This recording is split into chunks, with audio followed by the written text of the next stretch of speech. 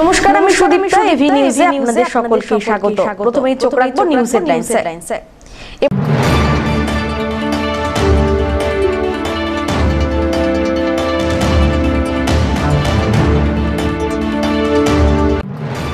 মাকে প্রণাম ও জল্পেশ মন্দিরে পুজো দিয়ে প্রচার শুরু করলেন তৃণমূল প্রার্থী অধ্যাপক নির্মল চন্দ্র রায়।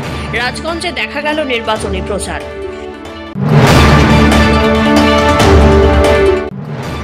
দেশ জুড়ে সিএএ লাগু হতেই জলপাইগুড়িতে উৎসবে মাতলেন মতুয়া ও বিজেপি। জলপাইগুড়ির ডিভিসি রোডে বিজেপি জেলা কার্যালয় থেকে উৎসবের মেজাজ, শহর জুড়ে বেরোয় মিছিল।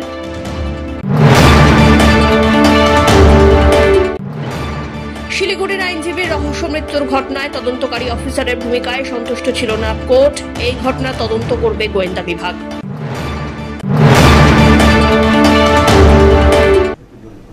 এবার আসছে বিস্তারিত সংবাদ। মাকে প্রণাম এবং জল্পেশ মন্দিরে পুজো দিয়ে প্রচার শুরু করলেন তৃণমূল কংগ্রেসের প্রার্থী অধ্যাপক নির্মল চন্দ্র রায়। কলকাতা থেকে মঙ্গলবার ধূপগুড়িতে ফিরে আসেন জলপাইগুড়ি লোকসভা কেন্দ্রের তৃণমূল প্রার্থী। এরপরে গ্রামের বাড়ি গিয়ে মায়ের পা ছুঁয়ে প্রণাম করেন। মাকে জড়িয়ে ধরে মায়ের আশীর্বাদ নিয়ে সোজা জল্পেশ মন্দিরে যান। উত্তর পূর্ব ভারতের শৈবতীর্থ জল্পেশ মন্দিরে পুজো দেন তৃণমূলের প্রার্থী। পুজো দেওয়ার পর জল্পেশের মেলার মাঠে যান, সেখানে জনসংযোগ করেন। মেলায় বসা দোকানদার এবং সেখানে আসা অনেকের সাথে হাত মেলান তিনি। জল্পেশ মন্দিরে পুজো দেওয়ার পর এখান থেকেই আনুষ্ঠানিকভাবে ভোটের প্রচারে নেমে পড়লেন নির্মল বাবু। জল্পেশ থেকে মুখ্যমন্ত্রীর প্রশাসনিক সভায় যোগ দিতে তিনি শিলিগুড়িতে বেরিয়ে যান। এদিন জল্পেশে সাংবাদিকদের মুখোমুখি হয়ে তৃণমূল প্রার্থী অধ্যাপক নির্মল চন্দ্র রায় জানিয়েছেন, দল তাঁর উপরে ভরসা করে, নির্বাচনে জেতার বিষয়ে আশাবাদী। একই করে আমি উত্তরটা দেই। দল আমার উপরে ভীষণভাবে আস্থা রেখেছে, আর সেই জন্য আমি দলের প্রতি আমাদের মাননীয় সভানেত্রী আছেন সর্বভারতীয় এবং আমাদের পশ্চিমবাংলার মুখ্যমন্ত্রী মাননীয় মমতা ব্যানার্জির কাছে এবং আমাদের সর্বভারতীয় যে সাধারণ সম্পাদক রয়েছেন অভিষেক ব্যানার্জির কাছে, সর্বোপরি দলের কাছে আমি খুব কৃতজ্ঞ। আমার খুব ভালো লাগছে যে আমার উপর দল এত বড় একটা দায়িত্ব দিচ্ছে এবং আস্থা রেখেছে। আজকে এখানে এসে আমি বাবা জলপেশের পুজো দিলাম, আমাদের শিব ঠাকুরের আমরা পুজো দিলাম। আমরা উত্তরবঙ্গবাসী, আমরা শিবের ভক্ত, এই জন্য শিবের মন্দিরে আমি পুজো দিলাম আজকে। আর এখন শিব চতুর্দশী চলছে আর কি, সেজন্যই আসা। এখানে দিনটা শুরু হলো কিভাবে?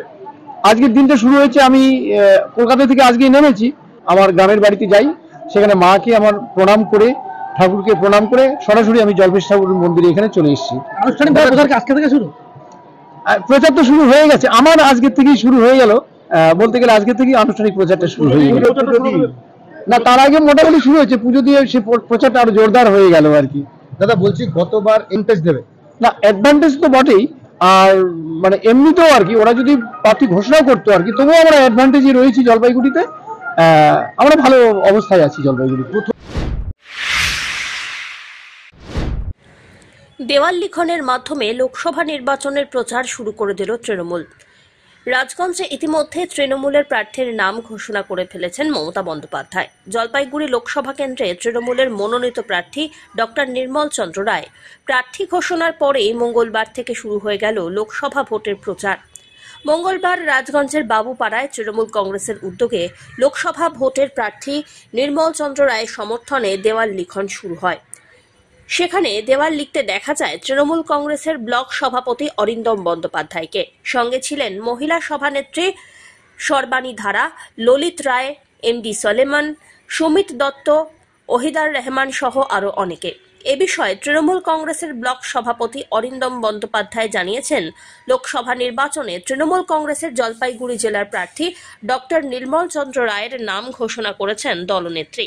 তাঁরই সমর্থনে দেওয়াল লিখনের মাধ্যমে লোকসভা নির্বাচনের প্রচার শুরু হলো। দলনেত্রী মমতা বন্দ্যোপাধ্যায় এবং সাধারণ সম্পাদক অভিষেক বন্দ্যোপাধ্যায়, ওনারা আমাদের ব্রিগেডের সভার দিন আমাদের জলপাইগুড়ি জেলার প্রার্থীর নাম ঘোষণা করেছিলেন এবং সর্বসম্মতিক্রমে আমাদের দলের নির্দেশে প্রার্থী হয়েছেন আমাদের ধূপগুড়ির বিধায়ক ডক্টর নির্মল চন্দ্র রায় মহাশয়। তো আজকে আমরা সবাই কলকাতা থেকে ফেরার পরে আনুষ্ঠানিকভাবে আমরা এখানে আমাদের সকল শাখা সংগঠনের ব্লক সভাপতি, সকল অঞ্চল সভাপতি, প্রধানদের নিয়ে এখানে আমাদের পঞ্চায়েতও উপস্থিত আছেন। আমরা একটা মিটিং করলাম আমাদের প্রচার শুরুর। এবং আগামীকালকের মমতা বন্দ্যোপাধ্যায় যে সভা করতে আসছেন সেই সভায় যাওয়ার ব্যাপারে, আর 14 তারিখে আমাদের অভিষেক বন্দ্যোপাধ্যায় আসছেন ময়নাগুড়িতে, সেখানে যাওয়ার ব্যাপারেও, এবং তারপরেই আজকের থেকে আমরা আনুষ্ঠানিকভাবে আমাদের রাজগঞ্জ ব্লকে দেওয়াল লিখনের মাধ্যমে প্রচারের কাজ শুরু করলাম। কেমন ফলাফল আশা হচ্ছে? দেখুন, আমরা তো আশা করি এবার গতবারের আমাদের রেজাল্টটা সেরকমভাবে মনোপুতভাবে হয়নি, কিন্তু যেভাবে মমতা বন্দ্যোপাধ্যায় উন্নয়নের কাজ করেছেন তাতে আমাদের যিনি প্রার্থী তিনি একজন প্রফেসর এবং ভালো মানুষ, তিনি বিপুল ভোটে এবার এই লোকসভায় জয়লাভ করবে বলে আমরা আশাবাদী। সুস্মিতা চন্দ্রের রিপোর্ট, এভি নিউজ।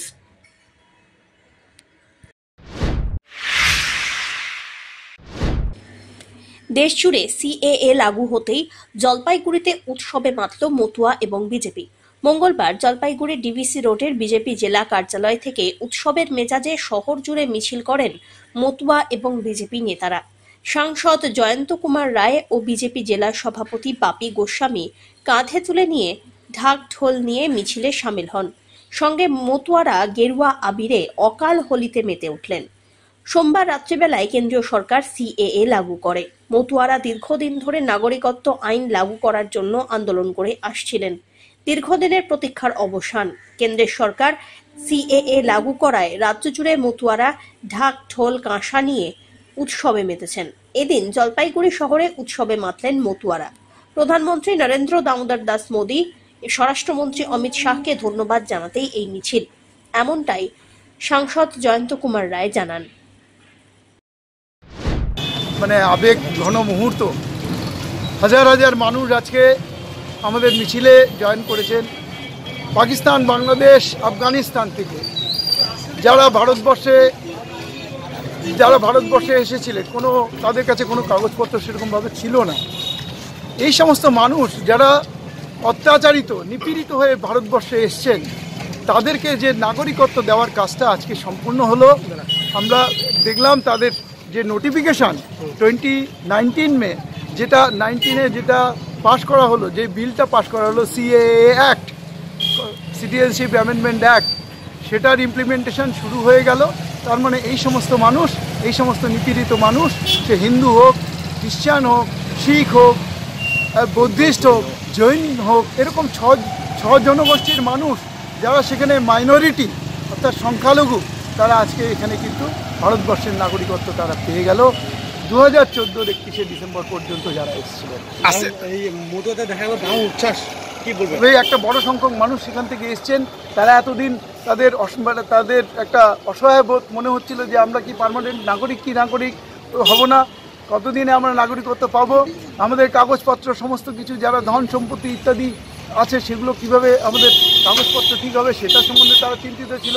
আজকে এই নাগরিকত্ব আইন সংশোধনের মাধ্যমে এবং আইন প্রণয়নের মাধ্যমে তারা কিন্তু এই ফেসিলিটি পাবে। অন্যান্য যারা নাগরিক ভারতবর্ষের, সেই সমস্ত নাগরিকের একই রকম সুযোগ সুবিধা তারা পাবে।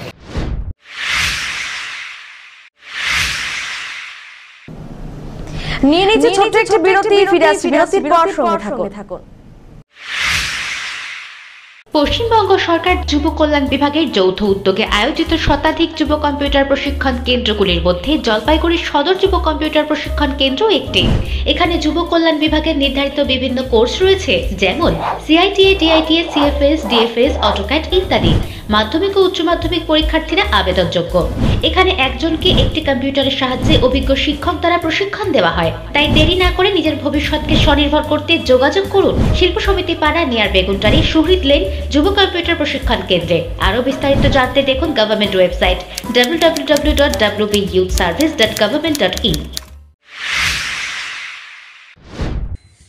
শিলিগুড়ির আইনজীবীর রহস্য মৃত্যুর ঘটনায় তদন্তকারী অফিসারের ভূমিকায় সন্তুষ্ট ছিল না কোর্ট। এবারে ঘটনার তদন্ত করবে গোয়েন্দা বিভাগ। কলকাতা হাইকোর্টের জলপাইগুড়ি সার্কিট বেঞ্চের নির্দেশে আগের তদন্তকারী অফিসারকে দিয়ে নয়, এই কেসের সঠিক তদন্ত যাতে হয় তার জন্য গোয়েন্দা বিভাগের এক অফিসারকে দায়িত্ব দেওয়া হয়েছে। মঙ্গলবার অভিযোগকারীর আইনজীবী সৌরভ গঙ্গোপাধ্যায় এই কথা জানিয়ে দেন। তিনি জানান, শিলিগুড়ির পুলিশ কমিশনারেটের পুলিশ আইনজীবীর রহস্য মৃত্যুর সঠিক তদন্ত না করে তদন্তের নামে প্রহসন করেছেন। আগে মৃতের পরিবারের পক্ষ থেকে খুনের অভিযোগ করা হয়েছিল, কিন্তু যেভাবে তদন্ত হওয়া উচিত তার কিছুই হয়নি। উল্লেখ্য, গত বছর 4 ডিসেম্বর এনজেপি থানার অন্তর্গত তিস্তা নদীর ক্যানেল থেকে উদ্ধার হয় শিলিগুড়ির আইনজীবী নবীন সরকারের দেহ। তারও আগে নিখোঁজ হয়ে গিয়েছিলেন তিনি। 4 ডিসেম্বর আইনজীবীর দেহ উদ্ধার হয়। দুদিন আগে যেটা মামলাটা মুভ করেছিলাম, আপনারা রিপোর্টিং করেছিলেন সেটাতে, যে শিলিগুড়ির এক লয়ারের ডেড বডি পাওয়া গেছে তিস্তা ক্যানালে, এবং তদন্তের গতি প্রকৃতিতে আমরা সন্তুষ্ট ছিলাম না হয়ে আমরা স্পেসিফিক এফআইআরও করি। ওর ছেলেটির বাবা এফআইআর করে। তারপরে পুলিশ তদন্তের নামে প্রহসন ছাড়া কিছু করেনি। আমরা বাধ্য হয়ে কোর্টের দ্বারস্থ হই এবং মহামান্য আদালতের কাছে আমরা সেই পয়েন্টগুলো দেখাই যে তদন্তে পুলিশ যা যা করছে, এই ধরনের কেসে যা যা করা উচিত সে কোনোটাই ফলো হচ্ছে না। পরবর্তীকালে আমরা জানতে পারি যে এই তদন্তকারী অফিসার, যিনি জীবনের প্রথম 302-এর মামলায় তদন্তভার পেয়েছিলেন, কোর্ট আগের দিন একটা রিপোর্ট চেয়েছিলেন কমিশনারের কাছ থেকে যে সঠিক তদন্ত করতে পারে কে, তার একটা দাও, এবং কোর্ট সেটা অর্ডারের মধ্যেই বলেছিলেন যে ল্যাচেস এবং প্রচুর ভুলভাল তদন্ত হয়েছে, সেটা কোর্ট অবজার্ভ করেছিলেন। আজকে সেই রিপোর্টটা জমা পড়েছে। সেই রিপোর্টে তদন্তভার পুলিশের কাছ থেকে গোয়েন্দা দপ্তর অর্থাৎ ডিটেকটিভ ডিপার্টমেন্টে তাদের কাছে, ডিটেকটিভ ডিপার্টমেন্ট ওয়েস্ট বেঙ্গল পুলিশে যে ডিডি, তার হাতে দেওয়া হয়েছে, এবং একজন মিস্টার রায়, সাম ডিটেকটিভ এফিশিয়েন্ট অফিসার বলে তাকে বলা হচ্ছে, তিনি এই তদন্তটা করবেন। এবং আমরা আশা রাখি যে পুলিশের এই সঠিক যেটা হলো, মানে ডিটেকটিভকে দিয়ে তদন্ত, এবং এর ফলে সঠিক সত্যটা উদ্ঘাটিত হবে। এদিকে এই দিন জলপাইগুড়ি সার্কিট বেঞ্চের additional advocate general Joyjit Chowdhury জানিয়েছেন, যেহেতু খুনের অভিযোগ সংক্রান্ত বিষয়, তাই এনজেপি পুলিশ স্টেশন থেকে কেসটি শিলিগুড়ি পুলিশ কমিশনারেটের গোয়েন্দা বিভাগের হাতে তুলে দেওয়া হলো। আগের দিন যখন ম্যাটারটা ওই হিয়ারিং হচ্ছিল, তখন আমি কোর্টে ছিলাম। তখন কোর্ট শুনতে গিয়ে আইওকে পার্সোনাল অ্যাপিয়ারেন্সও করেছিল with the case diary. Court has examined the case diary. তাদের দেখেছিল সার্টেন ল্যাপসেস আছে which has been reflected in the order sheet. তো কোর্ট, দি অনারেবল কোর্ট আমাকে বললো যে যখন মিস্টার চৌধুরী আপনি আছেন, you please take up with the commissioner of police to expedite the investigation. যদি মনে হয় you can change also. Then immediately took up with the commissioner of police. উনি একটু ব্যস্ত ছিলেন, আমাদের জানেন সমস্ত মুভমেন্ট চলছে। দেন আলটিমেটলি যখন দেখলাম it is a matter pertains to a murder, তো আমরা ওই ডিটেকটিভ ডিপার্টমেন্টকে আমরা এই টোটাল এন্টায়ার কেস রেকর্ডটা ফ্রম এনজিপি পুলিশ স্টেশন থেকে detective department of within Siliguri police commissionerate আমরা ট্রান্সফার করে দিয়েছি। Inspector will further investigate the matter. হ্যাঁ আছে, মিস্টার রয় আছে, ওই অর্ডার শিটে আপনি দেখতে পারবেন, রয় আছে। অ্যান্ড জোনাল ডিসিপি এটা সুপারভাইজ করবে এবং মনিটরও করবে, এবং যত এক্সপিরিয়েন্সলি এটা ইনভেস্টিগেশন করে finally they will come to the conclusion. এটা হয়েছে আজকে। সব্যসাচী মজুমদারের রিপোর্ট, এভি নিউজ।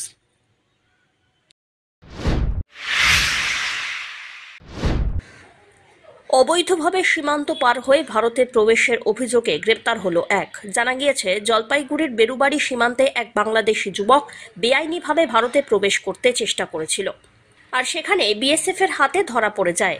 ধৃতর থেকে উদ্ধার করা হয় ভারতীয় টাকা, আধার কার্ড, প্যান কার্ড।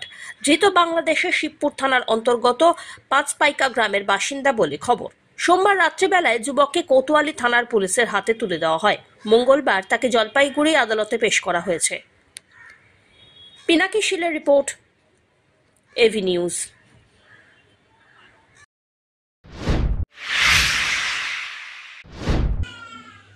শিবরাত্রি উপলক্ষে মেলার আয়োজন, শেষ দিনেও ছিল ভক্ত সমাগম।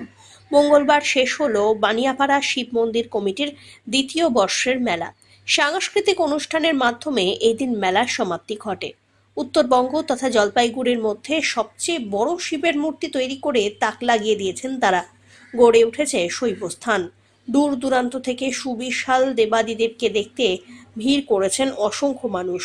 শিবরাত্রি উপলক্ষে এই স্থানে বিশেষ মেলার আয়োজন করা হয়। সাংস্কৃতিক অনুষ্ঠানের মাধ্যমে শেষ হলো এই মেলা। অমিত বণিকের রিপোর্ট, এভি নিউজ।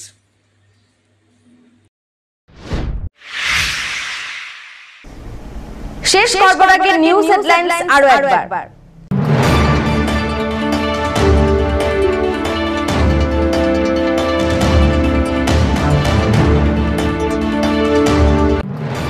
মাকে প্রণাম ও জল্পেশ মন্দিরে পুজো দিয়ে প্রচার শুরু করলেন তৃণমূল প্রার্থী অধ্যাপক নির্মল চন্দ্র রায়। রাজগঞ্জে দেখা গেল নির্বাচনী প্রচার।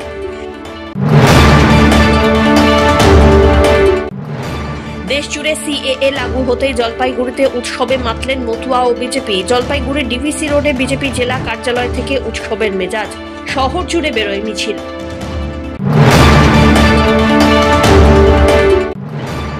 শিলিগুড়ির আইনজীবীর রহস্য মৃত্যুর ঘটনায় তদন্তকারী অফিসারের ভূমিকায় সন্তুষ্ট ছিল না কোর্ট। এই ঘটনা তদন্ত করবে গোয়েন্দা বিভাগ।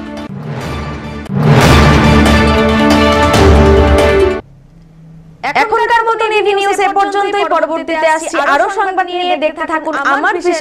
নমস্কার।